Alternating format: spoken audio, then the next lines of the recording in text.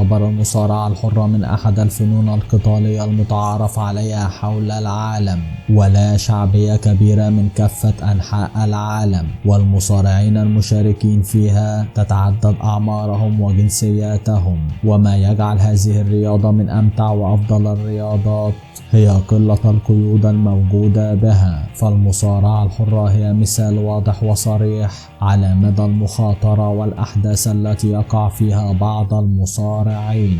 وعلى مر الأعوام السابقة رأى الجمهور أن العديد من المصارعين يدفنون أحياء أمام أعينهم وأيضا يصعقون بالكهرباء.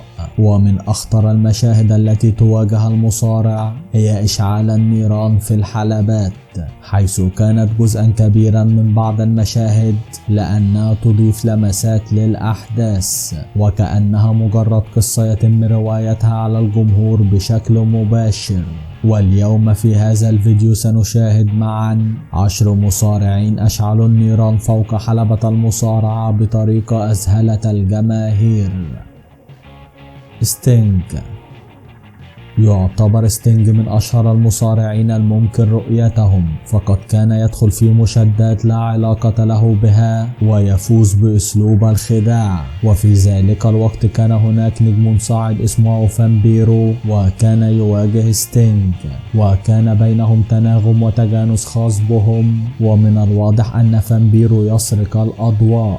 وفي مقابلة معه لاحقا قال أن ستينج كان لا يحب أن يعمل مع النجوم الصاعدة، مما يوضح لما العمل لم يكن بمثل هذه الروعة من قبل، حتى جمعهم لقاء في مباراة سميت بإضرام النيران، ومن يفوز بهذه المباراة هو من يشعل النيران في المنافس له أولا، وفاز فيها فامبيرو، حيث تم إشعال ستينج من أعلى المسرح وسقط، ولكن المشهد لم يتم إخراجه بأفضل شكل ممكن، وأداءهما التمثيلي كان ملاحظا جدا. المصور.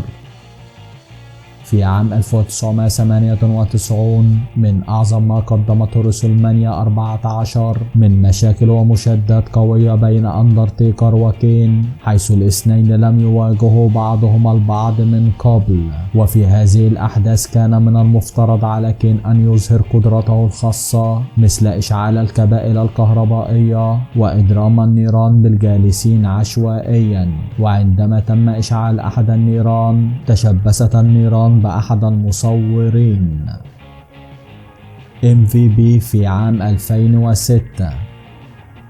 في عام 2006 تم عقد أول مباراة بحلبة مشتعلة من كافة جوانبها بالنيران، وكانت المنافسة بين كين و MVP، حيث أن كافة المباريات التي يدخلها كين من ذلك النوع دائما ما يخسر فيها بسبب أفعاله التي يقوم بها على الحلبة. فقد قام كين بدفع MVP على النيران وتثبيته عليها، مما أدى إلى اشتعال وانتهاء المباراة والنيران متعلقة بجسده. ذا فيند.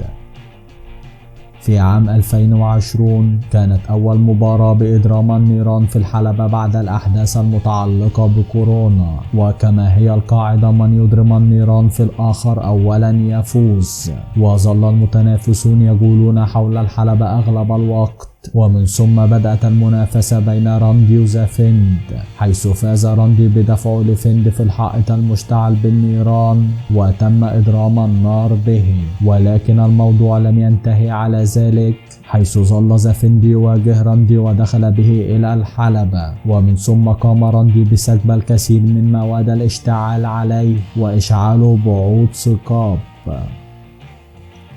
جيم روس. في عام 2003 قرر WWE الكشف عن وجه كين لأول مرة، حيث قال كين في مقابلة أنهم كانوا يريدون تجربة شيء جديد، حيث أنهم كانوا يريدون إظهار كين على أنه لديه اضطرابات عقلية لا جسدية منذ الصغر، وسوف تغير في محور الأحداث القادمة، حيث تم إظهار كين فيما بعد بشكل مختل عقليا، حيث كان يقوم بصعق وضرب اللاعبين اللاعبين، كما أنه ضرب زوجة ماكمان في مرة وأشعل النيران في جيم روس. وبدأ الموضوع بمقابلة عادية، ومن ثم قام كين بضرب وإشعال النيران به، وصديقه المقرب ستيف أوستن يشاهد على الحلبة، ونشر في حسابه عام 2019 على حسابه في تويتر أنها لم تكن من أفضل الأحداث التي مرت عليه. كين.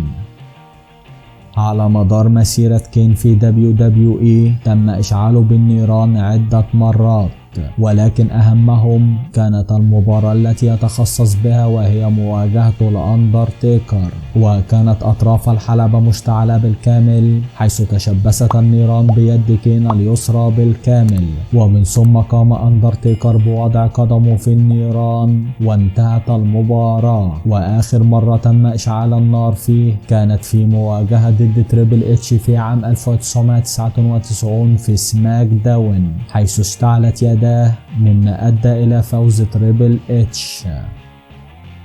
تومي دريمر. كانت من أشهر المواجهات دعاية في ذلك الوقت، وفاز روب فان دام، حيث تم دمجها ب WWE على أنها أحد الأشكال الأخرى لها. وكالعادة يظهر ماكمان بصورة بغيضة في أعين الناس، وشهدت منافسات قوية جدا. أما الحدث الرئيسي كان بين دودلي بويز ضد فريق تومي دريمر، وانتهى بإلقاء تومي على طاولة مشتعلة بالنيران وإنهاء المباراة. فقد تحدث بعض الحوادث عن طريق الخطأ، ولكن بعضها متوقع. أندرتيكر. في عام 2010 عندما كان يعبر أندرتيكر للدخول إلى الحلبة أول اللقاء، حدث عطل في الأجهزة الموضوعة لعمل المؤثرات النارية والدخان، مما أدى إلى إضرام النيران بأرجله، ولكنه تدارك الأمر وأطفأها بسرعة واستكمل المباراة كأن شيء لم يكن، مع العلم أنها سببت حريقا من الدرجة الثانية له، وحرق جلد الحذاء الذي يرتديه، وكان يصب الماء على جسده طوال المباراة لتهدئة الحريق. وسأله كريس هل تريد إنهاء المباراة؟ وقال له أكمل اللعب يا فتى. وقال كريس أنه كان يشتم رائحة جلد أندرتيكر المحروق، وقال في لقاء له أنه إنسان متسامح جدا، ولكن أحد المعدين قبل الحادث بأيام أخبره بأن أحد أجهزة الإشعال قد تسبب مشكلة، ومن ثم لم يشعر بالحريق إلا في أيديه وأرجله يوم الحادث. وبشكل ما تابع سيره إلى الأمام بدون أن يخرج عن شخصيته التمثيلية. بول برير.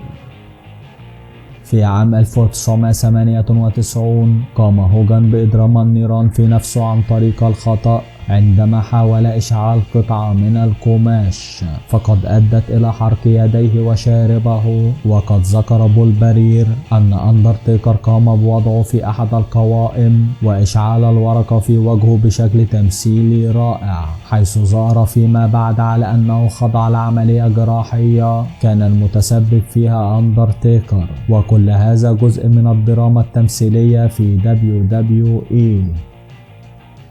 ميك فولي ضد إيدج. في ريسلمانيا 22 كان لقاء الأبطال، ومن بينهم جون سينا ضد تريبل اتش، وماكمان ضد شون مايكل، وري ماستيريو الذي حقق أول بطولة له في الحلبة والفوز باللقب. أما المواجهة التي خطفت أضواء ريسلمانيا كلها هي ميك فولي وإيدج، حيث أثبت فيها إيدج أنه ذو كفاءة وجدارة على مواجهة كافة التحديات، وانتهت باندفاع إيدج نحو ميك وإسقاطهما على طاولة مشتعلة بالنيران. وصرح إيدج في لقاء بعدها أنه كان عاري الصدر تماما، أما ميك فولي كان يرتدي 18 قطعة من الملابس. وتم وضع مادة خاصة بتوقيف اشتعال النار على الطاولة، حيث يتم توقيفها خلال دقيقتين على الأرجح. لذلك قرر إيدج أن يندفع نحو ميك فولي ويسقط به على الطاولة، وقد اشتعلت النيران بيد إيدج واحترق شعر يده كاملا وجزء كبير من شعر رأسه. شكرا لكم مشاهدي قناتنا الكرام، وإلى اللقاء.